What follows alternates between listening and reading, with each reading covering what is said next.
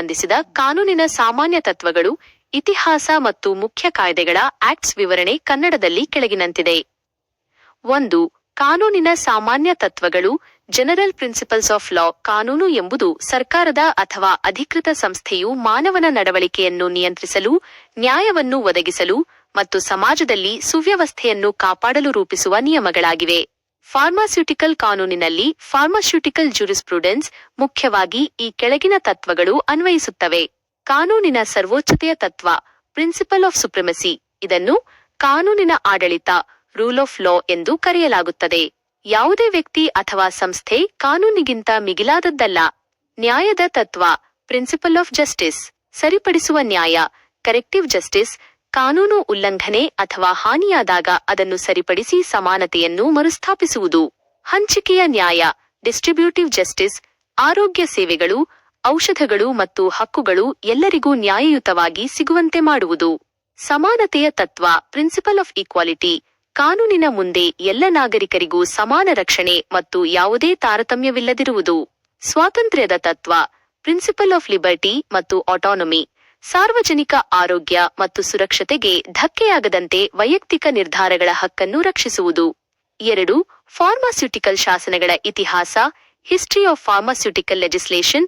ಆರಂಭಿಕ ದಿನಗಳಲ್ಲಿ ಗಿಡಮೂಲಿಕೆ ಮತ್ತು ಔಷಧಗಳ ಗುಣಮಟ್ಟ, ತಯಾರಿಕೆ ಹಾಗೂ ಮಾರಾಟಗಾರರ ಅರ್ಹತೆಯ ಬಗ್ಗೆ ಯಾವುದೇ ನಿರ್ದಿಷ್ಟ ನಿಯಮಗಳಿರಲಿಲ್ಲ. ಪ್ರಮುಖ ಹಂತಗಳು. ಸ್ವಾತಂತ್ರ್ಯ ಪೂರ್ವಕಾಲ. ವಿದೇಶಗಳಿಂದ ಬರುವ ಔಷಧಗಳ ಆಮದಿನ ಮೇಲೆ ಸರಿಯಾದ ನಿಯಂತ್ರಣವಿಲ್ಲದೆ ಕಳಪೆ, ಕಲಬೆರಕೆ ಮತ್ತು ಅಗ್ಗದ ಔಷಧಗಳು ಮಾರುಕಟ್ಟೆಯನ್ನು ಆಕ್ರಮಿಸಿಕೊಂಡಿದ್ದವು. ಚೋಪ್ರಾ ಸಮಿತಿ 1930. ಭಾರತ ಸರ್ಕಾರವು ಸರ್ ರಾಮ್ ನಾಥ್ ಚೋಪ್ರಾ ಅವರ ಅಧ್ಯಕ್ಷತೆಯಲ್ಲಿ ಡ್ರಗ್ ಎನ್ಕ್ವೈರಿ ಕಮಿಟಿಯನ್ನು ನೇಮಿಸಿತು. ಈ ಸಮಿತಿಯು ಔಷಧಗಳ ತಯಾರಿಕೆ, ಆಮದು ಮತ್ತು ಮಾರಾಟವನ್ನು ಪರಿಶೀಲಿಸಿ ಫಾರ್ಮಸಿ ಕೌನ್ಸಿಲ್ ಸ್ಥಾಪನೆ ಮತ್ತು ಕಟ್ಟುನಿಟ್ಟಿನ ಕಾನೂನುಗಳನ್ನು ಜಾರಿಗೆ ತರಲು ಶಿಫಾರಸು ಮಾಡಿತು. ಸ್ವಾತಂತ್ರ್ಯೋತ್ತರ ಅಭಿವೃದ್ಧಿ. ಚೋಪ್ರಾ ಸಮಿತಿಯ ಶಿಫಾರಸಿನ ಆಧಾರದ ಮೇಲೆ ಔಷಧಗಳು ಮತ್ತು ಸೌಂದರ್ಯವರ್ಧಕಗಳ ಕಾಯ್ದೆ 1940, ಡ್ರಗ್ಸ್ ಅಂಡ್ ಕಾಸ್ಮೆಟಿಕ್ಸ್ ಆಕ್ಟ್ 1940 ಮತ್ತು ಫಾರ್ಮಸಿ ಕಾಯ್ದೆ 1948, ಫಾರ್ಮಸಿ ಆಕ್ಟ್ 1948 ನಂತಹ ಪ್ರಮುಖ ಕಾನೂನುಗಳು ಜಾರಿಗೆ ಬಂದವು. 3. ಔಷಧಗಳು ಮತ್ತು ಫಾರ್ಮಸಿಗೆ ಸಂಬಂಧಿಸಿದ ಪ್ರಮುಖ ಕಾಯ್ದೆಗಳು. Key acts. ಫಾರ್ಮಾಸ್ಯೂಟಿಕಲ್ ಕಾನೂನು. ಚೌಕಟ್ಟು, ತುಂಬಿಕೊಂಡ ಕೆಳಮುಖದ ತ್ರಿಕೋನ. ತುಂಬಿಕೊಂಡ ಕೆಳಮುಖದ ತ್ರಿಕೋನ. ತುಂಬಿಕೊಂಡ ಕೆಳಮುಖದ ತ್ರಿಕೋನ. ತುಂಬಿಕೊಂಡ ಕೆಳಮುಖದ ತ್ರಿಕೋನ. ಔಷಧಗಳ ನಿಯಂತ್ರಣ, ವೃತ್ತಿ ಮತ್ತು ಶಿಕ್ಷಣ. ವಿಶೇಷ ನಿಯಂತ್ರಣಗಳು, ಬೆಲೆ ಮತ್ತು ವ್ಯಾಪಾರ. Drugs and cosmetics pharmacy act 1948, NDPS act 1985, DPCO act 1940, poisons act 1919, patent act 1919, patent act 1970. ಔಷಧಗಳ ತಯಾರಿಕೆ, ಆಮದು ಮತ್ತು ಮಾರಾಟದ ನಿಯಂತ್ರಣ.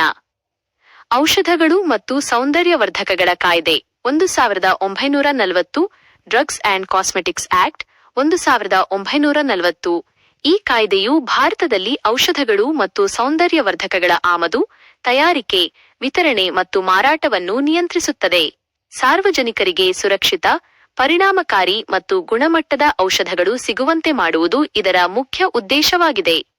ಫಾರ್ಮಸಿ ವೃತ್ತಿ ಮತ್ತು ಶಿಕ್ಷಣದ ನಿಯಂತ್ರಣ. ಫಾರ್ಮಸಿ ಕಾಯ್ದೆ 1948, ಫಾರ್ಮಸಿ ಆಕ್ಟ್ 1948. ಇದು ಫಾರ್ಮಸಿ ವೃತ್ತಿ ಮತ್ತು ಶಿಕ್ಷಣದ ಮಾನದಂಡಗಳನ್ನು ನಿಯಂತ್ರಿಸುತ್ತದೆ. ಇದರ ಅಡಿಯಲ್ಲಿ ಭಾರತೀಯ ಫಾರ್ಮಸಿ ಕೌನ್ಸಿಲ್ (PCI) ಮತ್ತು ರಾಜ್ಯ ಫಾರ್ಮಸಿ ಕೌನ್ಸಿಲ್ಗಳನ್ನು ಸ್ಥಾಪಿಸಲಾಯಿತು. ಇವು ನೋಂದಾಯಿತ ಫಾರ್ಮಾಸಿಸ್ಟ್ಗಳ ಪಟ್ಟಿಯನ್ನು ನಿರ್ವಹಿಸುತ್ತವೆ.